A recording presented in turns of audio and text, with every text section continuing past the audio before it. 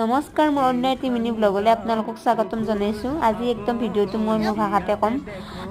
এয়া দেখছি না বৰলৰ পাৰবা আইছোঁ ৰ'বক।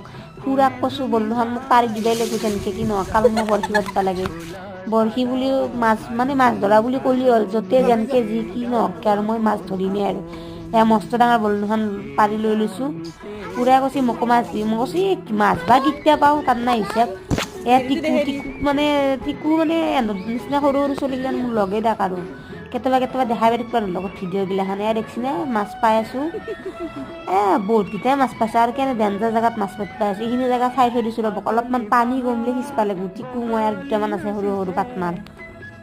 ঘৰত তামাম গালি পাৰিছে, পাৰি থাকক কেইদিন থাকিম আৰু ঘৰত। গালি শুনি হ'লেও বৰশী পাতবা আইছোঁ আৰু পাইছোঁ এসাঁজোৰ, নাপোৱা নহয়। এইখিনি পালেও হ'ব দিয়ক আৰু। দেখছিনে কোনে ভাল পায়নো বৰশী চৰশী বাই কিনে, মই কিন্তু তামাম ভাল পাওঁ, ক'বা নালগে।